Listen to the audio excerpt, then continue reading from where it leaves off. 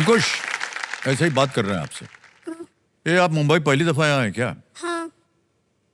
कैसे आए बिहार से? बिहार से पटना आए, फिर वहाँ से फ्लाइट बैठे, फिर मुंबई। क्या बोले? फ्लाइट बैठ के मुंबई आया सर। ये पहली बार आया है फ्लाइट से, और हम भी फ्लाइट से पहली बार आए हैं। लेकिन हमको डर लग रहा था थोड़ा बीच में, लेकिन ये तो पूरा बहुत मस्ती में आ रहा था, ऐसा लग रहा था इसको। उसको आदत है सर, वो मेले में चरखा चलता है ना, यूं करके हाँ, ऊपर जाता है तो झूला। जब नीचे आने लगता है तो ऐसा लगता है बहुत गए डर। काम।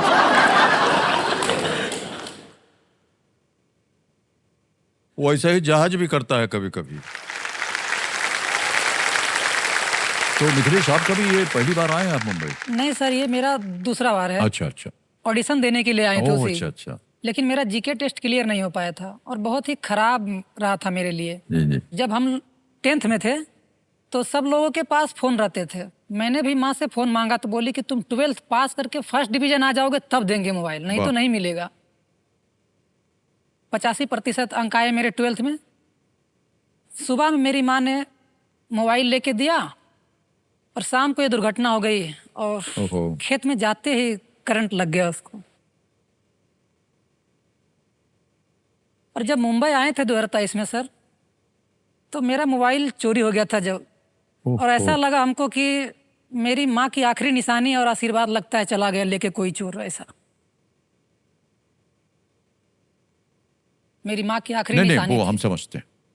वो उसमें जो भावना होती है वो दोबारा नहीं आएगी।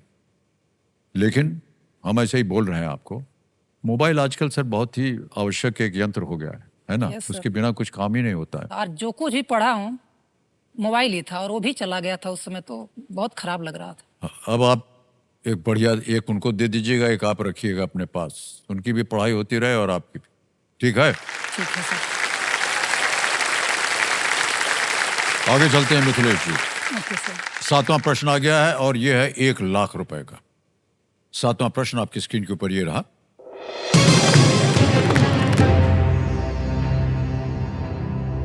तिब्बत से बहने वाली ल्हासा नदी इनमें से किसकी एक सहायक नदी है?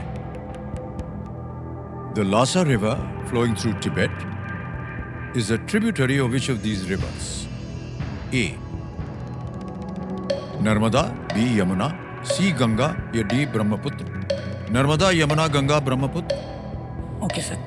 सर ये नर्मदा तो मध्य प्रदेश महाराष्ट्र में है, गंगा तिब्बत की तरफ जाती नहीं है, और यमुना भी यमुनोत्री से निकलती है। ब्रह्मपुत्र तिब्बत से होकर जाती है, इसलिए सर डी को लॉक किया जाए, ब्रह्मपुत्र। डी पे ताल लगाने के लिए कह रहे हैं। वाह क्या बात है भाई साहब, 1 लाख रुपया जीत गया। Thank you. ये नदी जो है ये तिब्बती क्षेत्र की राजधानी ल्हासा से होकर के बहती है और क्युक्सू एक जगह का नाम है, क्युक्सू में सांगपो नदी से मिलती है जाकर ल्हासा से। Okay,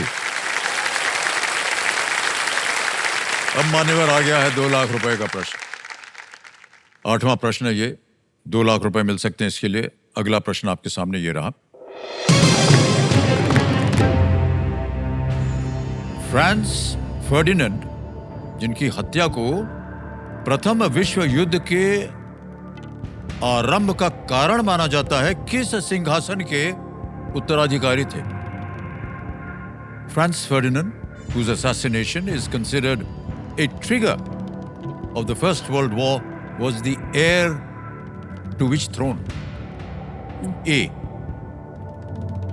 Austria-Hungary, B. Ottoman Empire, C. USA, D. Great Britain. Austria-Hungary, B. तुर्क साम्राज्य, C. अमेरिका या D. Great Britain? Yes sir, ये आर्क ड्यूक फर्डिनेंड की बात की जा रही है सर, और ये ऑस्ट्रिया हंगरी के थे। इनकी हत्या बोस्निया सेरेजोवा में हो गई थी। इन्हीं की हत्या के कारण प्रथम विश्व युद्ध शुरू हुआ था। तो सर ये ऑस्ट्रिया हंगरी के राजकुमार थे, तो ए को लॉक किया जाए सर। एक को कर दें लॉक। ओके। ए पे ताला लगाया जाए। बिल्कुल सही भूमिका आपने बताई। वाह क्या बात है।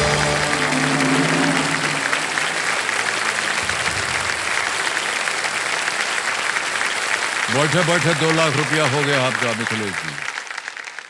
1914 में सर्बिया के सरायेवो में फ्रांस फर्डिनेंड, आपने बिल्कुल सही कहा। यस।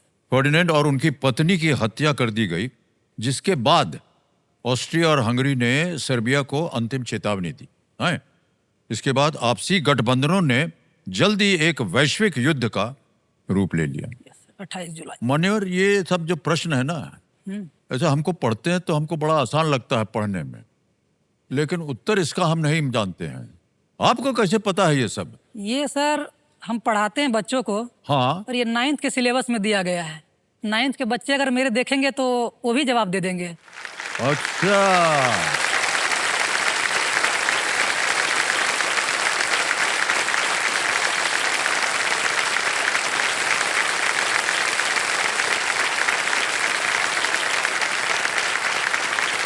क्या बात है भाई साहब। एक बात बोलना था सर। हाँ जी।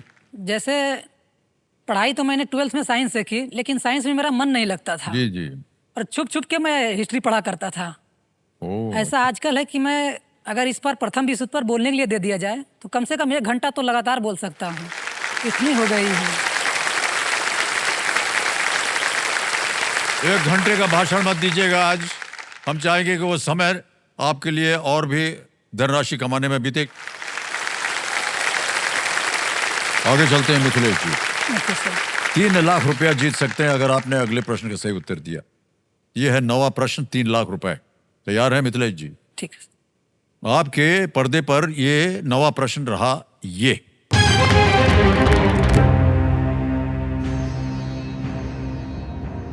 भगवान बलराम को किसने शांत किया जब गदा युद्ध के दौरान भीम द्वारा दुर्योधन की जांघों पर प्रहार करने के कारण वे क्रोधित हो गए? Who calmed down Lord Balaram after he became angry at Bhim for attacking Duryodhan's thighs during their Gada Yuddha? Option देखिए। A Arjun, B lord Krishna, C Yudhishthir या D Draupadi. Yes sir. A Arjun, भगवान कृष्ण, सी युधिष्ठिर या डी द्रौपदी जी। ये महाभारत का लास्ट युद्ध है sir.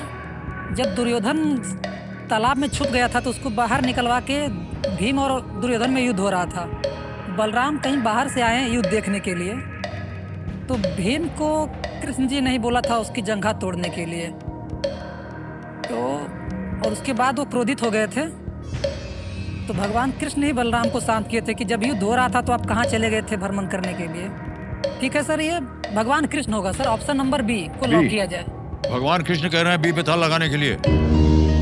बिल्कुल सही उत्तर दिया है आपने। बधाई बधाई बधाई।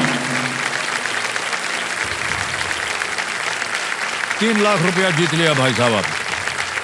भगवान बलराम ने दुर्योधन और भीम दोनों को गदा से युद्ध करना सिखाया था और दुर्योधन उनका प्रिय था। जांघों पर प्रहार करना नियम के विरुद्ध गदा था। नियम ये के विरुद्ध। उसकी अनुमति नहीं थी। हालांकि दुर्योधन का एकमात्र कमजोर अंग यही था। यस सर, पहन लिया। और वहीं पर यह हुआ। मान्यवर, 3 लाख रुपया जीत लिया आपने। खेल का दूसरा, जी हाँ, ताली बज जाए इनके लिए। आपने जितनी भी विद्या प्राप्त की है उसकी हम सराहना करते हैं, क्योंकि इन सब प्रश्नों को न केवल इसका उत्तर जानना बल्कि इसके आगे पीछे क्या है उसकी भी कहानी आप जानते हैं। एक बात बताएं सर, हाँ जी। ये जो क्वेश्चन था मेरा भाई भी जवाब दे सकता था, क्योंकि जब हम खाना बनाते थे हाँ, तो खाना बनाते समय ऐसे ही मन नहीं लगता है, तो वहाँ पर वही रामायण महाभारत और ये बैठता है वहीं पर जब हम बनाते हैं और खाता भी साथ साथ है, और हम खाना बनाते रहते हैं, ये भी खाते रहता है और देखते रहते हैं दोनों जब तक खाना ना बन जाए। तो इस तरह से हमने रामायण महाभारत पूरा खत्म कर दिया है, ये भी पूरा खत्म किया है। वाह अंकुश भैया, जल्दी से बड़े हो जाओ और एक दिन हम आपका इंतजार करेंगे। आप बैठे हैं हॉट सीट पे। जितनी आपने शिक्षा प्राप्त की है ना, हाँ,